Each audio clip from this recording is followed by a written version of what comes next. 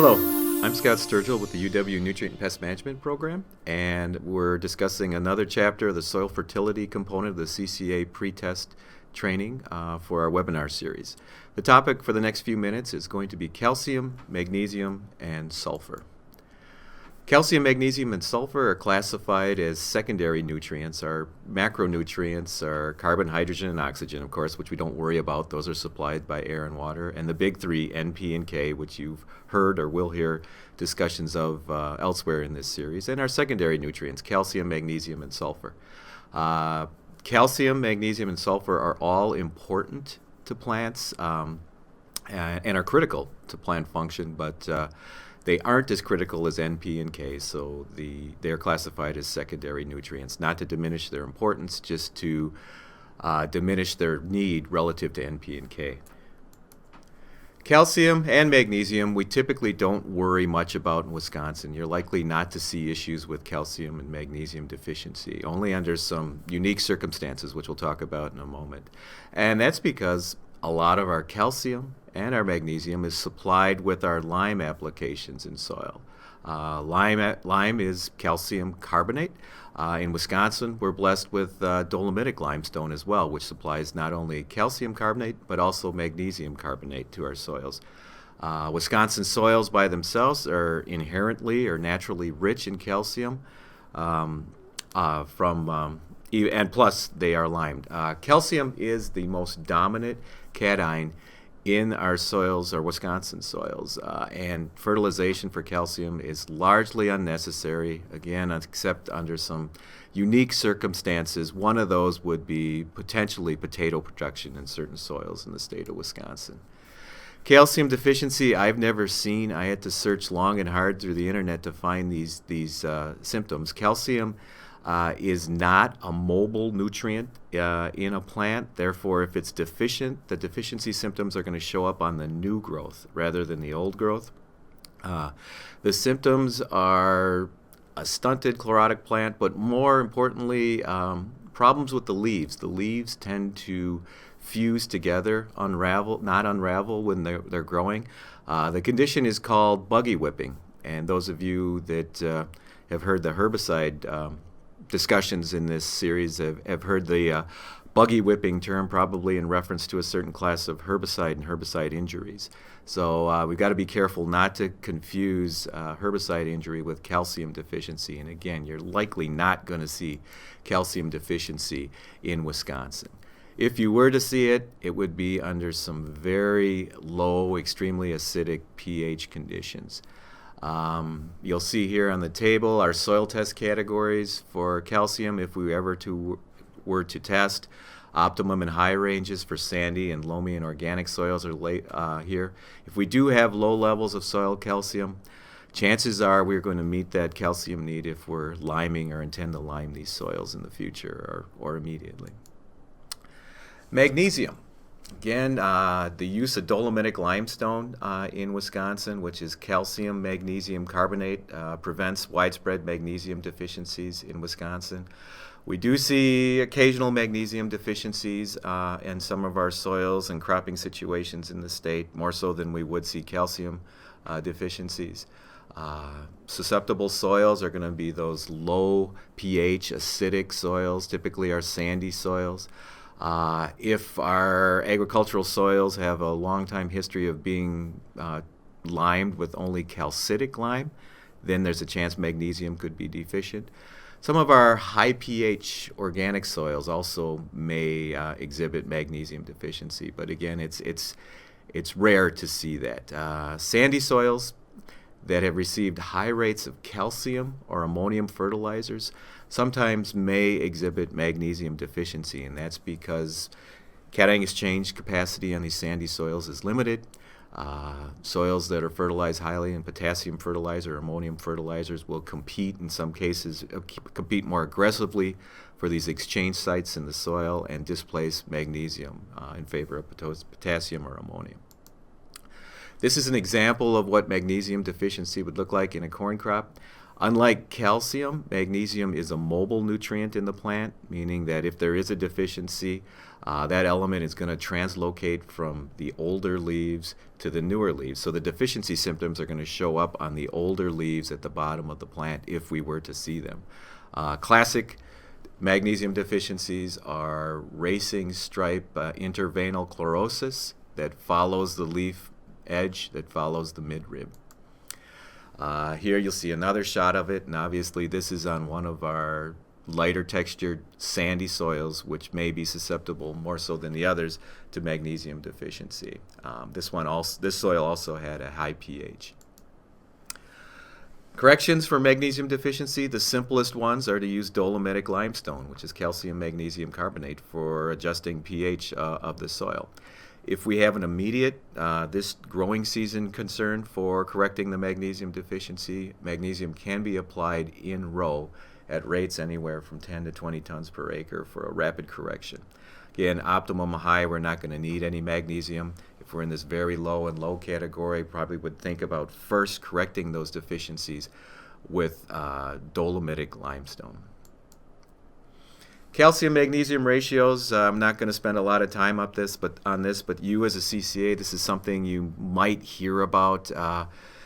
Seems to be a never-ending saga that comes up in agronomic circles.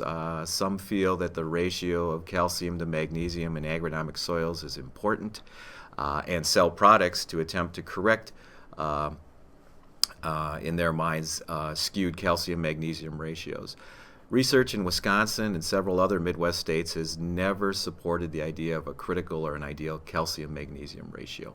You know, Wisconsin and other Midwest states, we use a soil test sufficiency approach to our soil testing and soil test results, or fertilizer recommendation, as opposed to a nutrient balance approach. Despite all of this, claims and research continues to look at any type of significant impact on calcium-magnesium ratios, but we haven't seen this yet in Wisconsin. If you'd like to see more information, Google University of Wisconsin-Madison calcium-magnesium ratios, and you will find at least one, perhaps two papers where this topic is looked at in depth by UW soil scientists and explained in greater detail than I'm going to go into here. Sulfur. We'll switch gears and talk about sulfur now. Sulfur is a very important nutrient in our crops. In the plant, it serves as a building block for proteins.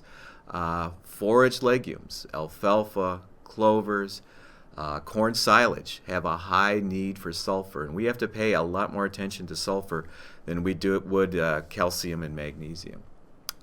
The availability of sulfur is related to soil organic matter, just like the availability of nitrogen in the plant. And as a matter of fact, the sulfur cycle, as we'll see in a moment, is very similar to the nitrogen cycle in terms of its relationship to soil organic matter and the potential for loss from the soil, as well as the additions. Sulfur is important in the uptake of nitrogen, and one of the conditions we'll see if sulfur is deficient in our plants are nitrogen deficiency symptoms, or a general paling or chlorosis of the plant. We're seeing across the state of Wisconsin more situations of phosphorus deficiency now than we have in the past. And the reason attributed to this is a good reason. Our air is cleaner now than it was in the 60s and 70s and early 80s. We're seeing less atmospheric deposition of sulfur in rainfall, and that's a good thing. That means our air is getting cleaner, and we'll have some graphics to illustrate that in just a moment. And also, there's less sulfur-containing impurities in our commercial fertilizers now than there have been in the past. This is the sulfur cycle, which I was discussing, and see if it looks very much like that nitrogen cycle we've talked about. The inputs of sulfur to the soil, the most important one is the soil organic matter content. Manure. If fields have a manure history, chances are you're not going to be concerned at all about sulfur deficiencies. Manure can supply sulfur at rates that crops need. We talked about the atmospheric deposition of sulfur. That is decreasing. It has decreased significantly over the last 3 decades. Fertilizer, sulfur is another form, and the returning of crop residues is another form or input of sulfur into the soil. Once sulfur gets into the soil, it can be immobilized or tied up by soil organic matter, or it can be released. Sulfur is contained in the soil in an anion, easy for me to say, anion form, and just like soil nitrate, it can be lost through leaching. And we also can lose some of our sulfur through volatilization or loss to the atmosphere, just like nitrogen. Crops with a high demand for sulfur include alfalfa, as I already mentioned. Corn silage has a high demand for sulfur. Corn grain has a medium demand for sulfur. Soybeans, if we remove the residue. Specialty crops such as onion and cabbage. Brassicas, if they're used as a forage. Sorghum, Sudan grass, if that's used as a forage, and canola, all have a high demand for sulfur. Conditions that could lead to sulfur deficiencies, there's going to be obviously the soils we're concerned about most with these nutrient concerns. You'll hear us say again and again. Organic matter, low organic matter soils such as our sands, those are potential for sulfur deficiency is higher there. Soils that haven't received manure applications in the recent past could be prone to sulfur deficiencies. As I mentioned a couple times now, less sulfur in our rainfall. A decade ago, two decades ago, we were more concerned about sulfur deficiencies in northern Wisconsin and northwestern Wisconsin than we were in southern and southeastern Wisconsin. We thought there was significantly more atmospheric deposition of sulfur in these areas. Now, as I mentioned, we're concerned about sulfur deficiencies across the state. Subsoil. Subsoil supplies sulfur. If our subsoils are inherently low in sulfur, we can obviously have issues with sulfur deficiency during the growing season. And just like nitrogen, cold or waterlogged soils will delay the release of sulfur.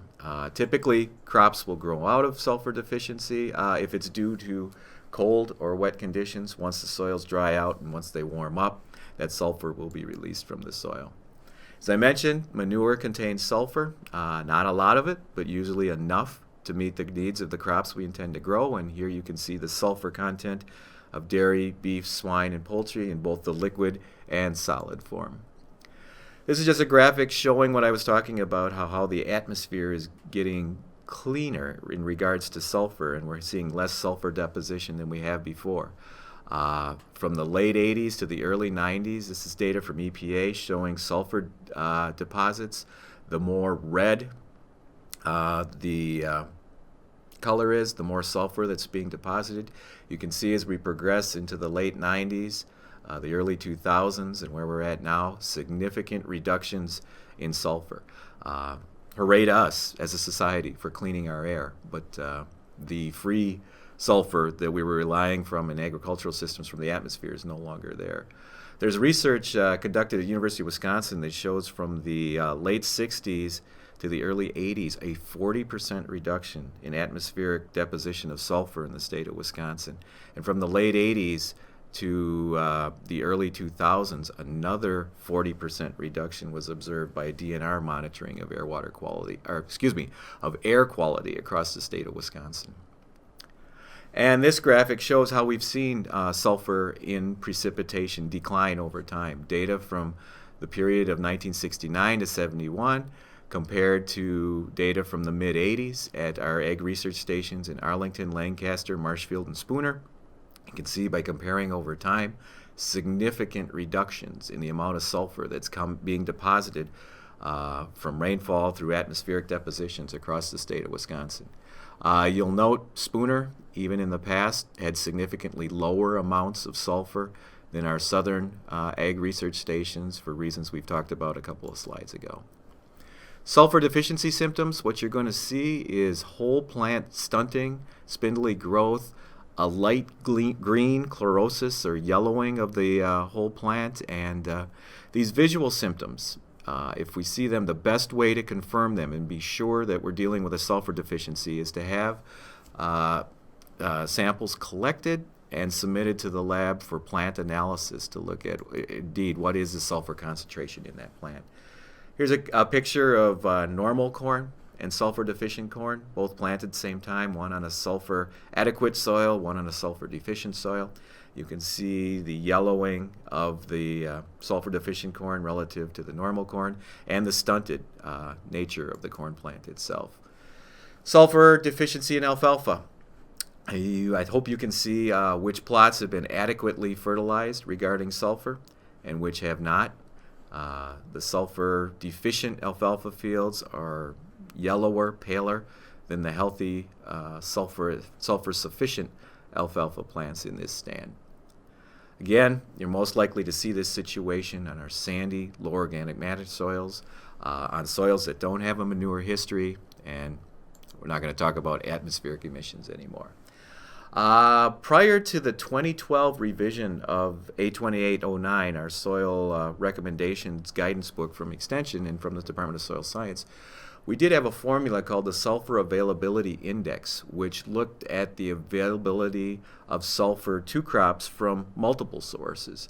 A parameter in there was soil test sulfur, how much sulfur was in the topsoil.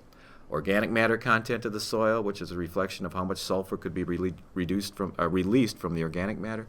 Subsoil phosphorus, subsoil sulfur, precipitation from sulfur, and manure sulfur. With the latest revision of the A2809 University of Wisconsin Extension recommendations, that sulfur availability index is gone and is replaced with a more simple and qualitative procedure that doesn't involve soil testing. The parameters we're looking at that are important here for determining the potential, we're trying to assess the potential for a soil to retain sulfur. And the two parameters we're looking at to evaluate that are surface soil texture and subsoil soil texture.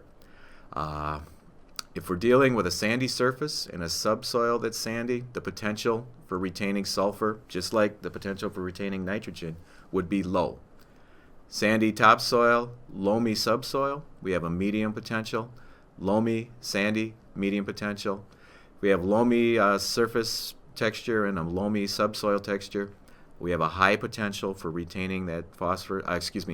I'm in phosphorus mode with this presentation for some reason. And if we're dealing with organic soils, we have a very high potential for retaining sulfur.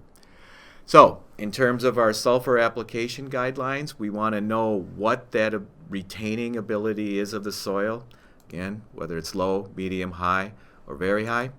And we want to compare that to a couple parameters. One would be manure history of that field. If the soil's potential to retain sulfur is low and we have no manure history within the past 2 years, we're probably going to need to apply sulfur to crops that have a medium or high need. If we're dealing with organic soil or manure has recently been applied to that soil, chances are we don't need any sulfur to the crops that we're growing on this soil. If we're dealing with other soil and cropping conditions, then we have to consider the crop's sulfur requirement and then verify the need for sulfur with tissue testing. We no longer soil test for sulfur. These are the fertilizer recommendations if we do indeed need to apply supplemental sulfur to our soils. For the forage legumes, we're looking at higher rates in the rate of 25 to 50 pounds of sulfur per acre if we can incorporate them before or at seeding. If we're top dressing our stands of our forage legumes, we're looking at rates in the range of 15 to 25 pounds of sulfur per acre. For corn, fruit, vegetable, and small grain crops, we're looking at sulfur applications in the rate of 10 to 25 pounds per acre. Sources of sulfur fertilizer, you'll see we break them into 3 categories: very soluble, slightly soluble, and insoluble. Obviously, we want to use the forms that are most soluble and readily available to the crops. The most typical forms of sulfur are ammonium sulfate, potassium sulfate, K-mag sulfate, which is potassium magnesium sulfate. We also get sulfur added to our soils if we're applying gypsum, either to acidify the soil or to apply calcium, or to apply the sulfur as serving as a sulfur source itself. Elemental sulfur, the source of the sulfur that's gone into our more soluble sources of forms of fertilizer. by itself is not readily available to plants. Elemental sulfur behaves a lot like lime in the soil, in that the availability is increased the more ground up the sulfur is, the finer the sulfur particles are when they're added to the soil, and whether that sulfur is mixed and incorporated in the soil. The greater the incorporation, the more readily that's going to be available. Elemental sulfur is a great source of long-term sustained sulfur availability in the soil. So if we want to retain sulfur in the soil profile, say for the length of an alfalfa stand in the rotation, we may apply sulfur in the elemental form. But if we're looking for an immediate response to sulfur, we'd be looking at these more soluble and ready available fertilizer products for applying sulfur to the soils. And that's it. Thank you very much for your attention.